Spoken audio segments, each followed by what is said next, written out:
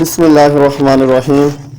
رسول اللہ صلی اللہ علیہ وسلم نے فرمایا، قیامت کے دن اللہ تعالیٰ کے نزدیک سب سے زیادہ محبوب اور بیٹھنے میں اس کے سب سے قریب عادل حکمران ہوگا، اور اللہ کے نزدیک سب سے زیادہ ناپسندیدہ اور اس سے سب سے دور بیٹھنے والا ظالم حکمران ہوگا۔